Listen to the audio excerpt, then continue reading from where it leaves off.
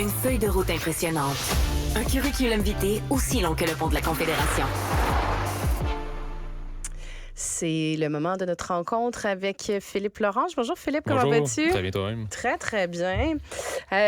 Écoute, je lisais que les jeunes Québécois travailleraient de moins en moins en français. Oui, ça a été dit notamment dans le Journal de Montréal, à Radio-Canada, il y a des jeunes semaines. Puis Robert Dutrisac en reparlait hier dans Le Devoir. Donc, les statistiques sont quand même inquiétantes. On nous dit que dans tout le Québec au complet, 53% des jeunes parleraient uniquement français au travail. Et sur l'île de Montréal, le chiffre chute à 36%. Donc, il faut compter aussi le fait qu'il y en a plusieurs qui travaillent dans les deux langues. Mais quand même, ce qu'on constate, c'est qu'il y a un déclin important du français parlé au travail au Québec en général. Pas juste au Montréal, mais même en dehors. Puis même récemment, j'étais sur la route entre Sherbrooke et Montréal. Et entre les deux villes, il y a comme une espèce de ville-station, si on veut.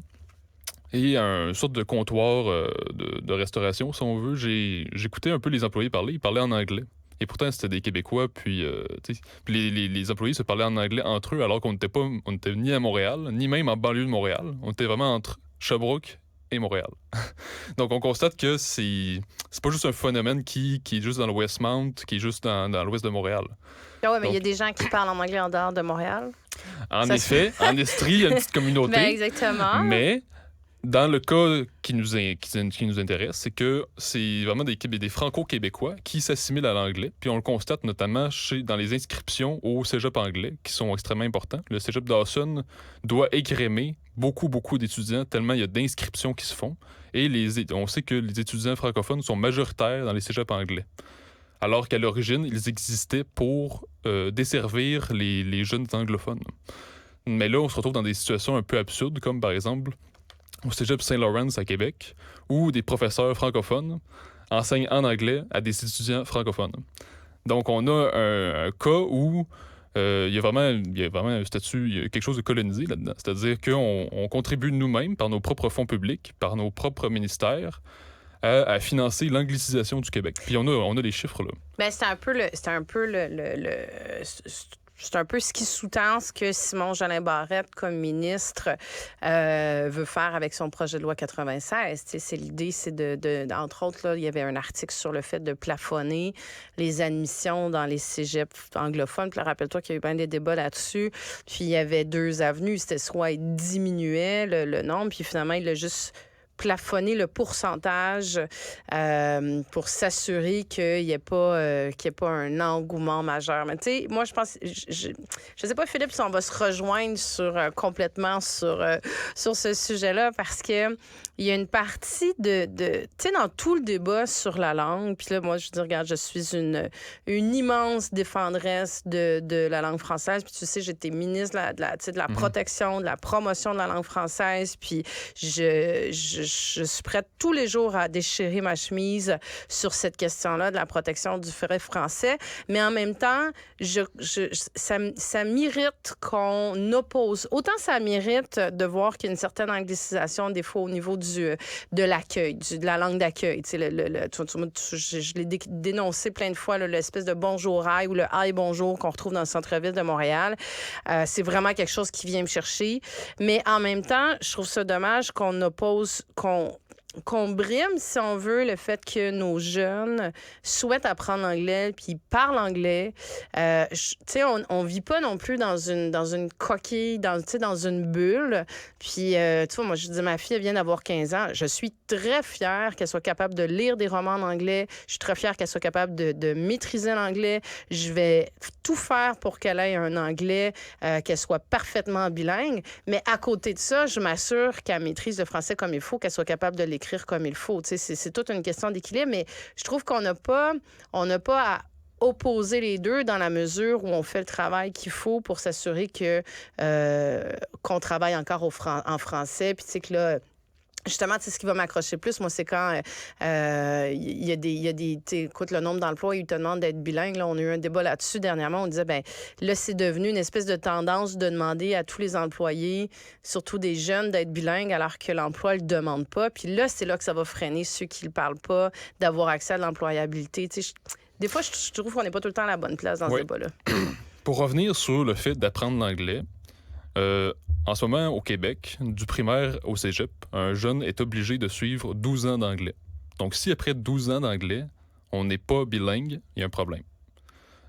Puis on sait très bien que ceux qui vont au cégep anglais ne vont pas là pour... Attends, moi, je te dirais que je suis sortie de mon cours d'anglais en secondaire 5, puis je disais yes, no toaster, comme à peu près tout le monde. Oui, mais à ce moment-là, il y a un problème dans la transmission des cours, dans la qualité des cours. Ben oui. Mais là c'est première année du primaire jusqu'à 1 an de cégep. Là. Donc, on a quand même 12 ans d'anglais. Donc, si on n'a quand même pas une certaine compréhension de l'anglais après ces 12 ans-là, il y a un problème.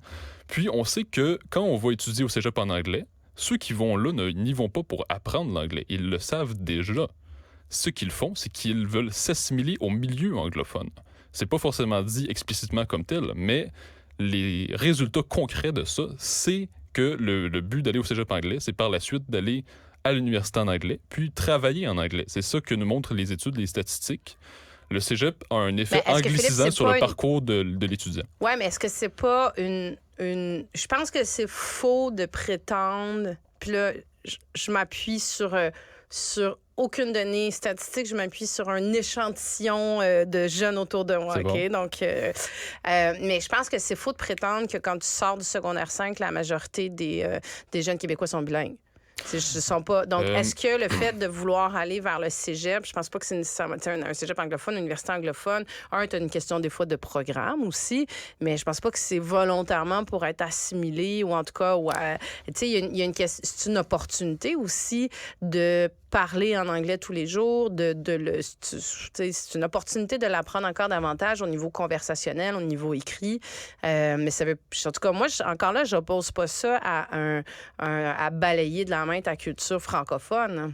Mais le cas concret, c'est ça qui se passe. Parce que les études nous montrent, notamment quand on lit Frédéric Lacroix, mais pas seulement lui, on montre que le cégep anglophone a un effet anglicisant, puis les statistiques le montrent. Par exemple, l'étude de l'OQLF dont je parlais tout à l'heure, bien, on voit que chez les jeunes francophones, il y en a 77% qui préfèrent travailler en français. Mais ceux qui ont fait, les mêmes francophones, qui ont fait le cégep ou l'université en anglais, c'est seulement 40% qui préfèrent travailler en français. Pourquoi? Parce que leur parcours au cégep en anglais, à l'université en anglais, les a habitués à vivre dans un milieu de vie anglophone. Et donc, ils sont habitués à cette forme de communication-là, à ce milieu de vie-là. Et donc, ça les dérange beaucoup moins de travailler en anglais et de ne plus parler français.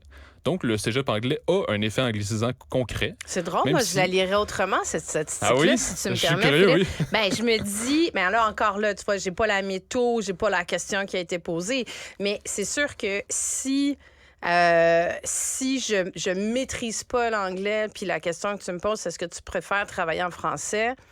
Ben là, je suis pas surpris que le résultat, ce soit 70% des jeunes qui disent, ben oui, effectivement, je préfère travailler en français parce que je suis pas capable ou ça va être difficile de travailler en anglais. Tu sais, je fais peut-être un raccourci, mais si tu as été au cégep et à l'université en anglais, donc on part du principe que tu es là, on est vraiment, on parle de bilingue, ou en tout cas, ta capacité à parler en anglais, elle est beaucoup plus fluide. C'est sûr que si tu poses la question, est-ce que tu préfères parler en français? La réponse, c'est pas qu'ils préfèrent travailler en anglais. Je pense que c'est juste ça les dérange pas de travailler en français ou en anglais parce qu'ils maîtrisent les deux langues. Oui, mais cette indolence-là, je la trouve dangereuse pour l'avenir parce que quand on se réfère à l'histoire, par exemple, de nos ancêtres canadiens-français qui ont émigré en Nouvelle-Angleterre, bien, la première génération, les deux premières générations avaient la volonté tenace de vouloir garder leur culture française. Puis, les jeunes générations se sont rendues compte que s'ils voulaient monter dans la hiérarchie sociale des États-Unis, ils n'avaient pas le choix de s'assimiler.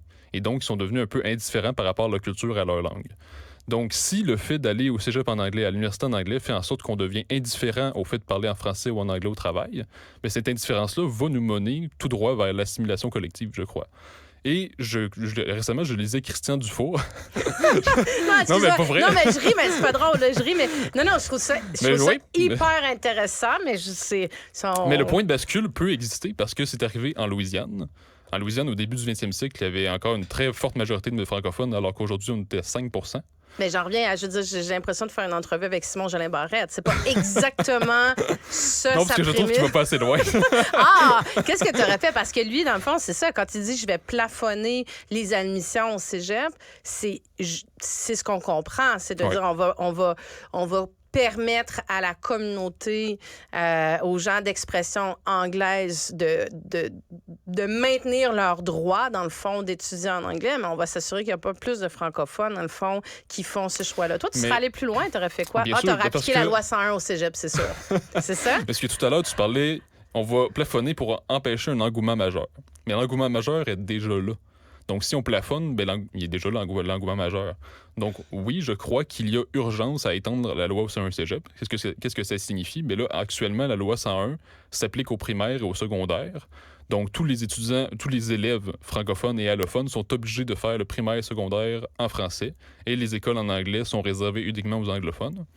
Mais à l'époque de la loi 101, il faut se rappeler que les cégeps sont nouveaux. Les universités se démocratisent depuis peu. Donc, il n'y a pas encore beaucoup d'étudiants postsecondaires.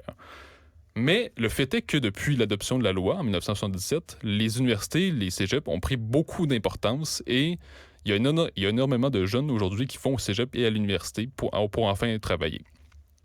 Donc, les études montrent, puis c'est souvent Frédéric Lacroix qui montre les chiffres, que le cégep anglais, comme je répète, a un effet anglicisant. Donc, il y a une urgence d'étendre la loi 101 cégep, parce que très souvent, le jeune francophone qui va étudier au cégep en anglais va continuer l'université en anglais, puis travailler en anglais au Québec même. Alors que l'inverse est vrai. Celui qui fait le cégep en français a plus tendance à aller à l'université en français, puis travailler en français. Donc, c'est deux avenues qui sont évidentes, qui sont montrées par les chiffres.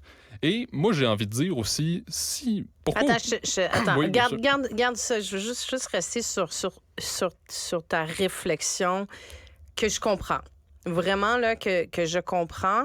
Mais ce sur quoi je veux t'entendre, Philippe, c'est... Là, tu le vois vraiment d'une perspective... les jeunes dont tu parles, là, on est au Québec. Là. Donc là, si tu vas dans un cégep francophone, tu vas être plus porté à travailler en français au Québec, hein, toujours. Si tu vas dans un cégep anglophone, tu vas être plus porté à travailler en anglais. Moi, le bout où je suis moins d'accord avec toi, c'est que le rayonnement des Québécois à l'international, c'est ça qui fait la force du Québec. Qui rayonne en français ou qui rayonne en anglais, puis je sais qu'il y a beaucoup de francophones, puis la communauté francophone, c'est 270 millions de personnes à travers le monde, là, mais ça reste que si tu veux percer comme ingénieur, si tu veux percer comme entrepreneur, si tu veux percer dans une business, il faut que tu maîtrises l'anglais. Moi, je dis pas le contraire. Puis ça fait rayonner. Ça reste que quand tu sors du Québec puis tu rayonnes à l'international, que ce soit nos artistes, que ce soit... Tu sais, je regarde, mes premiers exemples sont en culture, mais que ce soit un Yannick Nézet-Séguin qui dirige aux États-Unis, il faut qu'il soit fonctionnel en anglais. Donc, c'est sûr que ça augmente les perspectives de rayonnement international. Puis ça, on est tous gagnants au Québec là-dessus. Donc, c'est comme le petit bout sur lequel je me dis, comment on arrive à garder l'équilibre dont tu parles pour le Québec, mais tout en brimant pas. Parce que moi, ce qui m'accroche dans ce genre de discours-là, c'est qu'on brime puis qu'on restreint la capacité d'épanouissement des Québécois. Je crois au contraire que la situation dans laquelle nous sommes brime beaucoup nos capacités collectives. Parce que moi, je ne suis pas opposé à l'apprentissage de l'anglais. Il y a déjà 12 ans d'anglais, du primaire au secondaire à cégep. Donc, puis si quelqu'un veut vraiment apprendre l'anglais pour percer à l'international, il peut le faire dans des cours privés. Tout ça est disponible. Moi, je ne suis pas opposé à l'apprentissage de l'anglais. Seulement, l'affaire est que, justement, j'en venais pour dire qu'en Espagne, on étudie en espagnol. En Allemagne, on étudie en allemand. En Italie, on étudie en italien. Donc, pourquoi au Québec, on étudie en anglais? Parce que le Québec, c'est une société francophone. Donc, pourquoi au Québec, c'est le seul endroit au monde où il y a comme deux modèles en concurrence, puis il y en a un qui devient de plus en plus dominant par rapport à l'autre. Et c'est assez paradoxal que ce système plus dominant supplante la langue nationale, si on veut. Parce que là, moi, j'ai pas de difficulté à appuyer le fait d'apprendre l'anglais, mais le fait est que les cégeps anglais, les universités anglophones sur Montréal ont un effet anglicisant assimilateur, puis on a les chiffres concrets du recensement canadien de 2021 de 2016 également. Puis là, on a les chiffres également de l'étude de l'OQLF. Donc, moi, si quelqu'un veut percer à l'international, évidemment, il peut apprendre l'anglais. On a plein de modèles au Québec. Mais pourquoi ceux qui veulent rester au Québec, qui veulent travailler ici au Québec, qui veulent rester à Montréal, qui veulent rester dans le Québec, pourquoi est-ce qu'ils devraient à tout prix aller dans un milieu de vie anglicisant, puis par la suite continuer de travailler en anglais. C'est là que moi, je vois un problème. Puis moi, j'ai pas de problème à ce qu'il y ait une minorité anglophone puis qu'il y ait leurs institutions à eux. Sauf que c'est leurs institutions qui doivent leur appartenir, alors qu'ils sont devenus minoritaires dans leur propre cégep. Philippe, on va reprendre ce débat parce que ce ne sera pas ni la première ni la dernière fois, d'après moi, qu'on va débattre sur la langue. Je te souhaite un beau week-end et une bonne fête nationale. Bonne fête nationale. Vous venez de vous connecter en direct sur Cube Radio? Pas de stress. C'est